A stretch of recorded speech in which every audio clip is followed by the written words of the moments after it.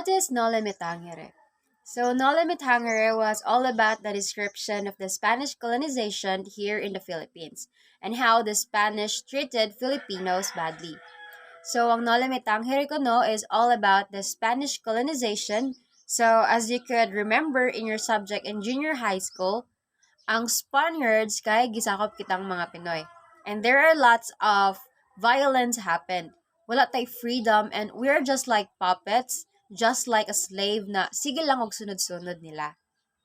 Why Rizal wrote Noli Me Tañgere?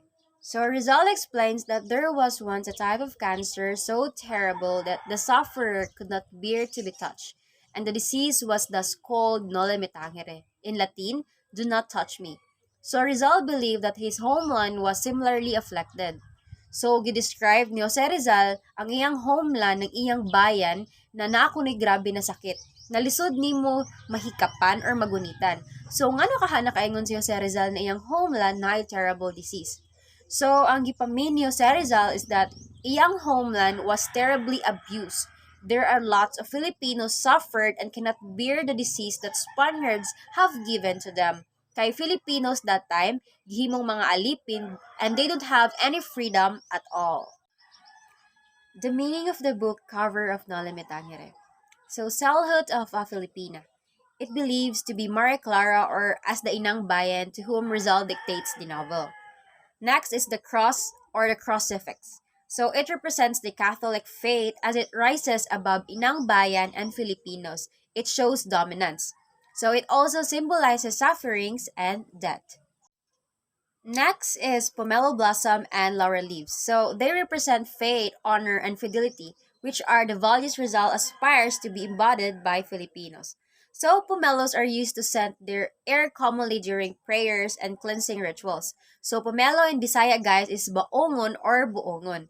Then laurel leaves are used as crowns during Greek Olympics for honoring the best. So if makabantay mo sa Greek mythology, gods and goddesses, kabantay mo anang a gold color na ibutang sa ilang ulo, that's what we called laurel leaves.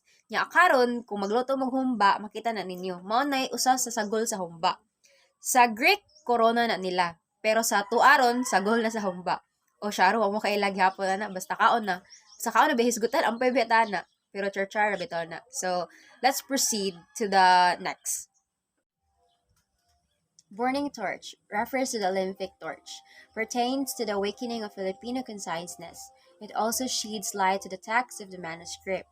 So, the burning torch, you could see it in Olympic Games. And ug nakabantay mo ka ng Statue of Liberty sa New York City, kanang gigunitan sa babay is one example of burning torch.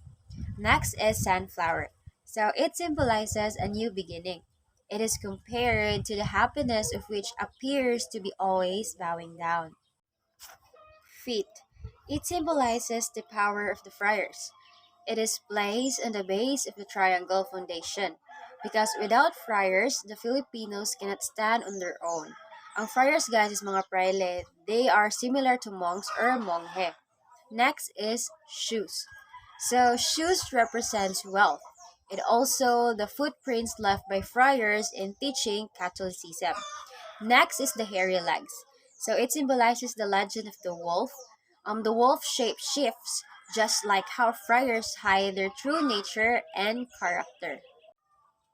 Helmet of Guardia Civil. So it represents the arrogance of those in authority. Whip.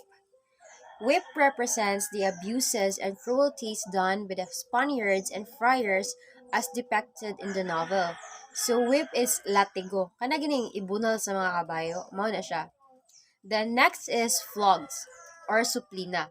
It is used for self-flagellation. Just like the whip, this also symbolizes the cruelties of the Guardia Civil. So, ang flags guys, kay kabantay mo kato ganing gihapos or gibunal sa mga Roman soldiers ni Jesus, mao na siya flag. Chain. It symbolizes slavery and imprisonment. So when Spaniards colonized the Philippines or the Filipinos, we are mostly treated as slaves or alipin. Rizal's signature. It shows that Rizal experienced and witnessed the ills and abuses that happened during his time. Next is bamboo stalks. It represents a Filipino resiliency. Despite the sufferings, Filipinos can still stand tall and firm. So the next reporter will tackle about the summary of Noli Me Tangere, and I hope or we hope that you would listen and understand our topic for today. So let's bring it on.